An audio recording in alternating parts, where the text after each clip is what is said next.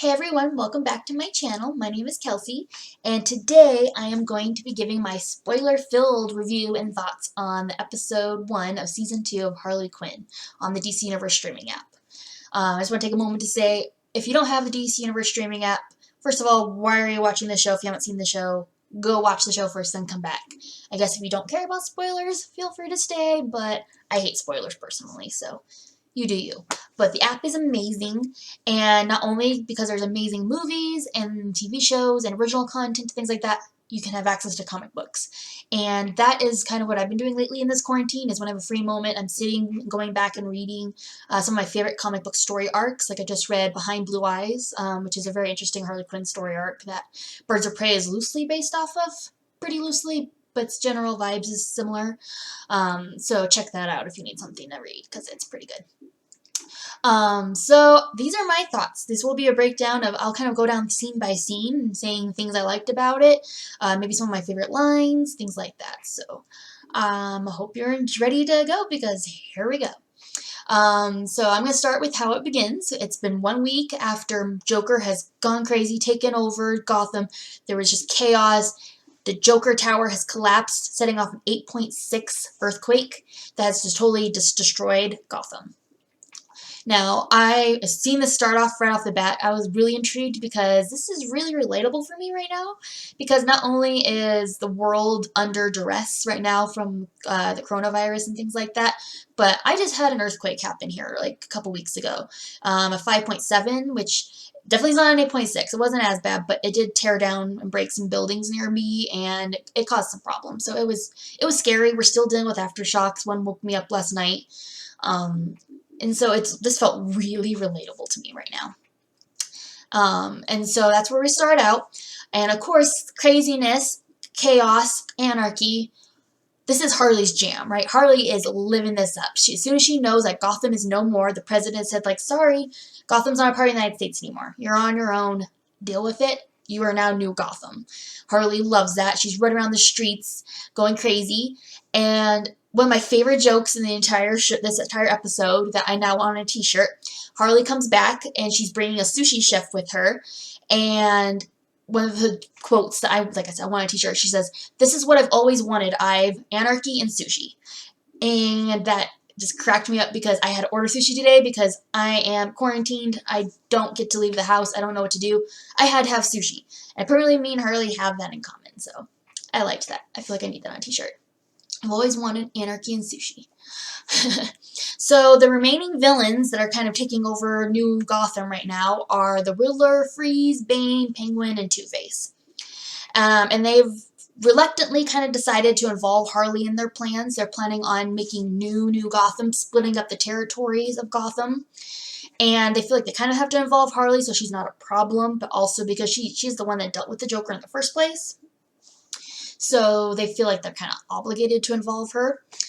And if we know anything about Harley, she doesn't deal well with feeling like lesser, being treated that way. Like, she's an equal. She wants to be an equal with all these other villains. Heck, she wants to surpass these other villains. And the fact that they treat her like she is less than them and something to deal with does not sit right with her. And I totally understand that. I would feel the same way.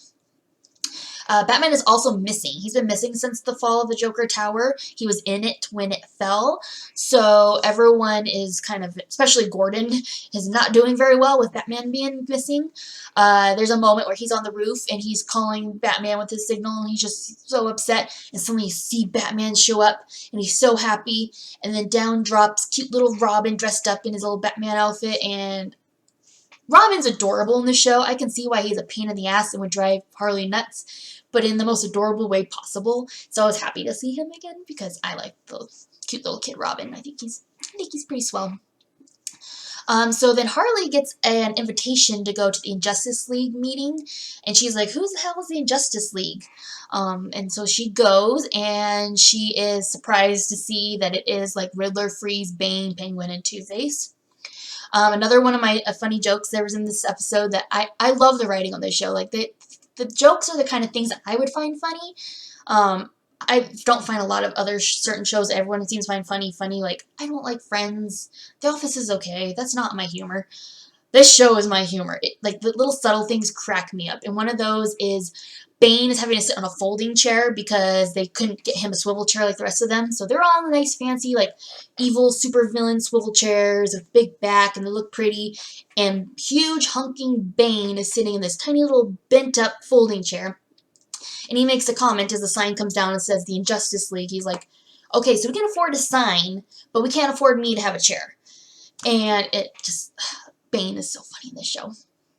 So they're presenting to Harley the map that they've come up with, how to split up New Gotham. And as you see the map, it's split up between the 6 of them, and Harley has by far the smallest chunk. It is a tiny little island on the southeast part of Gotham. It is a teeny little thing. Everyone else has these big sections, and she's just got like nothing. And that does not sit right with her. She is offended, and I don't blame her, because the whole reason this, like, they are where they are is because of what she did with Joker. This is because of her. She deserves at least her own fair share. If not, really, Ivy, her best friend, is encouraging her. You should be taking over all of Gotham. I mean, like, you should be in charge right now. You did this. Like the good best friend that Ivy is. Like, we all need an Ivy. I need an Ivy. Actually, I've got 2 Ivies. Danny and Alex. If you don't know who they are, check out Call to Action podcast, because they're amazing. So she says, hell no. She's like, nope, I'm not doing this. I am not going to settle for a little tiny island that they even tell her is the shitty part of Gotham. You get the shitty part, we get the rest of it. So she is not happy with that. All the while, poor Bane is sitting in his little folding chair, and it's creaking, and it's just driving him nuts. And he calls it out again. He's like, you guys could make a map, and you still couldn't get me a chair? And the Riddler makes a comment about, yeah, we did that on purpose because we thought it would be funny, and we were right, it was funny.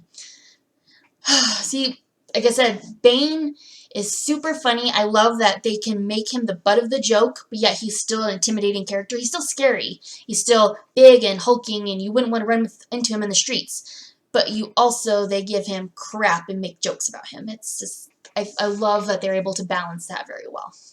So Harley says no, and so freezes her in a block of ice, because what else are they going to do? They're not going to let her try to beat them, because they've seen what she's done to other people in Joker. They know she's more capable than they want to allow her to think that, they know what she can do. They want to treat her like she is lesser than them. I don't want to be because she's the girl, but, partially probably because she's the girl. So after that, she's in a block of ice. We join Penguin at his casino, and he is walking through the casino, and everyone is like, hey, Penguin, how you doing, Penguin? What's up, Penguin?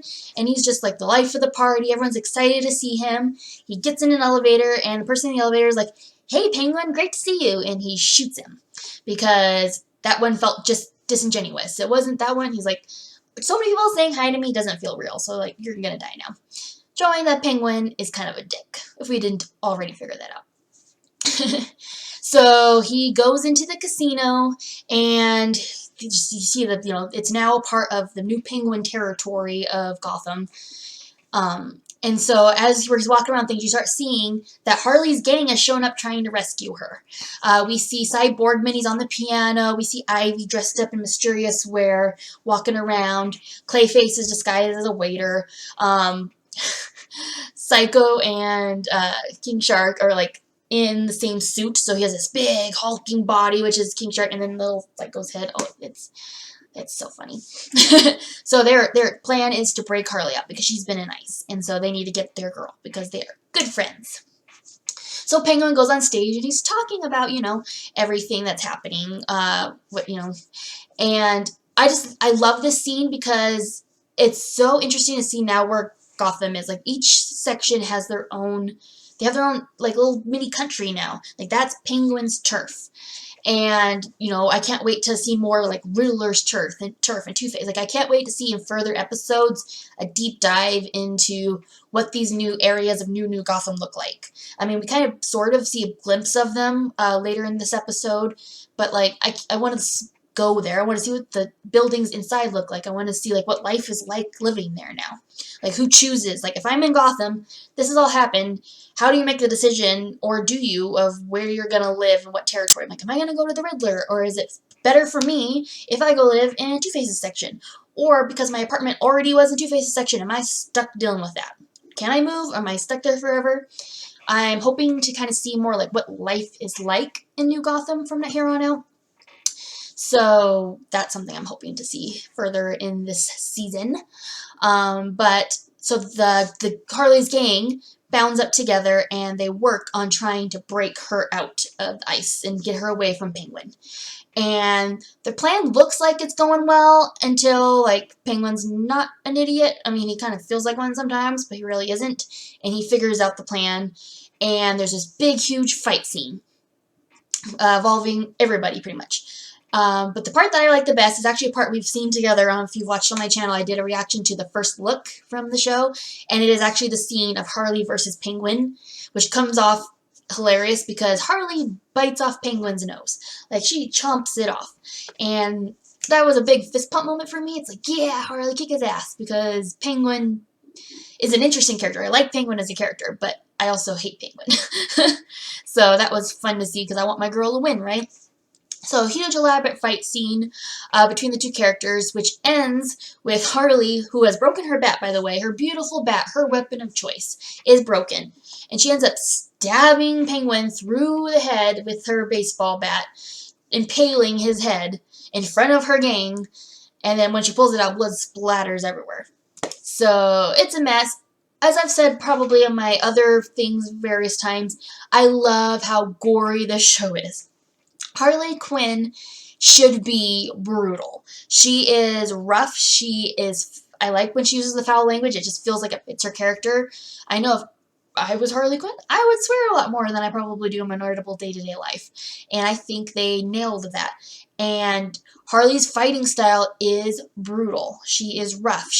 People sometimes compare her sort of like a girl version of Deadpool in the DC universe, like where rated R, for example, of Birds of Prey, or the level of violence in the show is, to me, necessary to the character. I feel like if it was just punch you and you don't even have a bruise, punch you again, and there's a big pow, and then there's nothing that happens, and he just falls over, and you know he's fine, that doesn't fit with what I know of Harley Quinn. Harley Quinn is going to lose her temper, punch somebody till their face is mush, and that's just what's going to happen because she is mentally...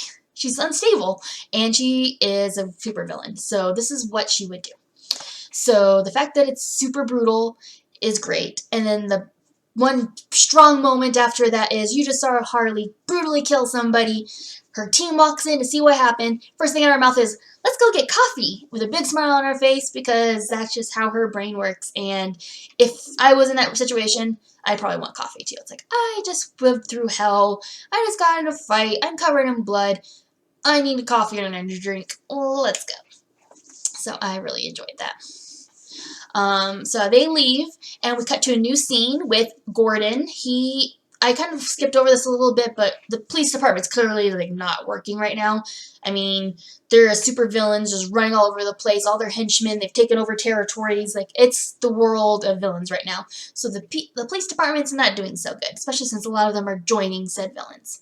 So Gordon is feeling really hopeless and lost. And in this moment, he is sitting on his bed, and he suddenly has like a surge of, what am I doing? This is my job. I'm a good cop, damn it. I'm going to take over and help and save Gotham. So he's all super motivated and excited. And he's like, and Barbara, I'm going to deputize you. We're going to do this. And the only response Barbara has is, I want a divorce. And then Gordon just falls and says, we're doomed. And it is just such a funny and sad moment. It's like he has finally got some spirit and hope. It's like that moment in Star Wars and other things where like the hope comes back, and then they're gonna go for their last fight, and they're gonna win, and it's just like that uplifting moment. And then they get shot down by Barbara being like, I want a divorce. And it's just, you feel so bad for Gordon, but then you start laughing, and it's a really complex mix of emotions in that moment. So then after that, we go back and meet our characters back at a bar, and they are drinking, and Harley is ranting about how she's been in ice, and she can't believe that everything went back. All the henchmen that she had been trying to convince to stay away from the villains are going back to them, and she's just pretty pissed off. And then they inform her, you've been on ice for 2 months. That's how long you were there. We tried to save you numerous times. Ivy got shot. They failed miserably over and over again. It took 2 months for them to finally be like, okay, Clayface, we're going to go with your plan. And Clayface's plan sort of worked. Not completely, but it worked. So Clayface. He's also a really cool character in this show. Clayface has never been like a top choice villain for me. Like, he's been okay in the games and shows and comics, but he is such a funny character in the show. Like, I thoroughly enjoy Clayface. So the fact that his plan is the one that worked in the end just made me laugh. So I enjoyed that. And then the final scene of this episode where we leave off, setting us up for episode 2, which will be coming out next week. They are in like a triage center at the rubble of where the Joker Tower fell, and they are working on people who they found in the rubble. And they see a guy, he's all wrapped up, and the doctors are like taking care of him, pulling off, it's like, yeah, we found this guy in the rubble. And they're like, oh my god, this is Bruce Wayne.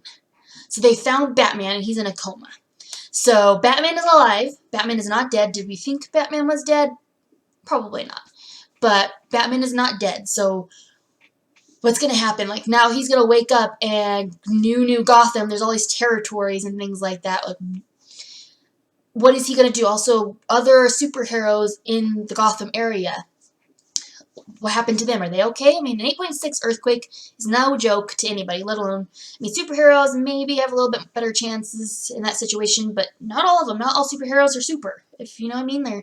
Batman is just extremely smart and rich and a good detective. Like, a building falling on him is not, you know, he could die from that. So, did we lose some heroes? Are they all okay? Did some leave Gotham? They're like, I'm not dealing with this crap. Like, I serve the United States, and Gotham's not part of the United States anymore. So, like, what are they going to do? I'm interested to see. So that is what happened in the show, and some of my thoughts on it. I love that this is how season 2 started. As I've said a couple times, with what's going on in my life personally right now, it was extremely relatable what's going on with Harley's life right now. Like, to a much extremer degree for Harley than me, of course, because, you know, I was in an earthquake, it was a minor earthquake, not much damage, but some, but just being like, wow, the same kind of things are happening to me right now, are happening to my favorite characters right now, how are they dealing with it? And Harley's way is not the way I should probably be dealing with it, but it's an entertaining way to watch somebody dealing with it, so, it's a lot of fun. So, I just love these characters. I truly do. I love the writing on the show. I think it's one of the best cast animated shows I've watched in a while. I love shows like BoJack Horseman, things like that. So, like, that's kind of what I compare it to, and I love those shows, but these characters feel so real and genuine to me for this world, and I truly enjoy it. And I can't wait to see where it goes from here. A few more days. I can't wait. Alright, well, thank you so much for joining me on my spoiler-filled review of Episode 1 of Season 2 of Harley Quinn on the DC Universe streaming app. Get the streaming app if you don't have it. It's worth it. It's a good investment if you haven't.